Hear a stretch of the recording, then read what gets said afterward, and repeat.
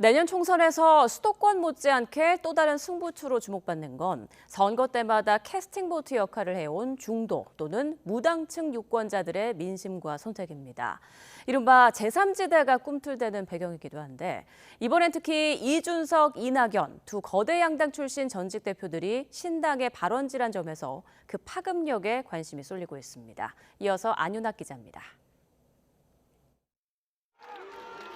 총선을 100여일 앞두고 제3지대론에 신호탄을 쏘아 올린 건 이준석 전 국민의힘 대표였습니다. 개혁신당을 기치로 탈당을 선언하고 거대 양당 체제에 도전장을 냈습니다. 국민의힘에 제가 가지고 있는 모든 정치적 자산을 포기하겠습니다. 총선 전 재결합 시나리오라는 것은 제가 부정하고 시작하겠다라는 말씀을. 분열의 원심력이 커진 건 야권도 마찬가지입니다. 이낙연 전 대표가 이재명 대표 체제 민주당을 반민주로 규정하고 창당할 결심을 굳혀가고 있습니다. 대한민국이 위기에 직면했는데 지금의 양당 정치가 그 위기를 해결하기는커녕 위기를 오히려 심화시키고 있습니다. 내부 주도권 다툼에다 일부 여론조사에서 중도 무당층 비율이 30%를 웃도는 등 양당 독주 체제에 대한 회의론이 부상한 게 거물급 인사들의 출전을 재촉했다는 분석입니다. 하지만 역대 성공 사례는 김종필 전 총리의 자유민주연합, 안철수 의원의 국민의당 등 손에 꼽을 정도입니다. 신당이 넘어야 할 산이 그만큼 많다는 얘기입니다. 당장 선거를 치를 자금과 탄탄한 지지 기반을 가진 현역 의원들의 참여가 부족해 바람몰이를 할 세력으로 발돋움하는 게 쉽지는 않아 보입니다. 특히 당내 비주류 의원들마저 부정적인 의견을 피력하는 이낙연 전 대표는 더더욱 홀로서기 할 처지에 놓였습니다. 광주 전남 후보자 누구도 이낙연과 함께하지 않고 호남 사람들도 이낙연을 지지하지 않고 있습니다. 물론 이른바 공천 학살이 현실화하면 탈락자 합류로 반등의 기회를 노릴 수는 있지만 핵심 지역 기반이 아직 불확실한 건 무시할 수 없는 불안 요소입니다. 옛 국민의당이 2016년 20대 총선에서 38석 돌풍을 일으킨 토대는 바로 호남이었습니다.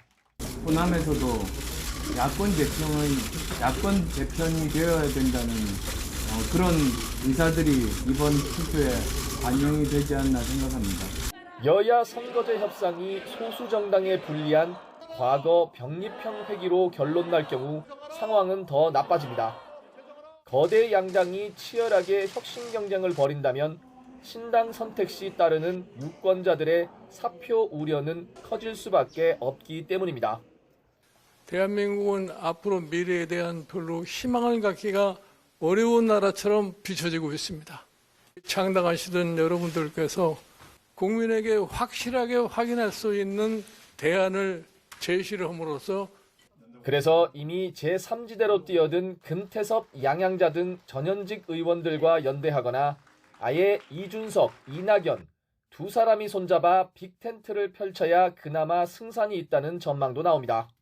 최근에 국민의힘과 민주당을 가리지 않고 여러 인사와 교류하면서 사실 국가에 대한 고민을 하고 있는 많은 분들을 만나고 또 이야기하고 있습니다. 정치인이 당적을 옮긴다는 건 매우 고통스러운 결단입니다. 그분께서도 큰 고통을 겪으셨겠구나 하고 생각합니다. 다만 경제, 안보 등 분야에서 정치적 노선이 명확히 엇갈리는 상황에서 빅텐트의 부정적인 시선은 걸림돌입니다. 반명, 반윤을 내세워 느슨한 선거연대를 하는 것도 가능한 시나리오이지만 구태정치, 선거공학으로 비판받을 공산이 작지 않습니다. 선거가 임박할수록 거대 양당 중심으로 결집할 가능성이 큰 한국 정치 특성상 30%대 부동층만으로 신당이 성공할 가능성은 크지 않다는 게 대체적인 전망입니다. 제3지대에 실제 표를 던졌을 때 유권자들 스스로 정치와 민생에 희망이 있겠다고 느낄 만큼 확실한 비전과 정책 방향을 제시해야 한다는 지적이 나오는 이유입니다. YTN 안윤학입니다.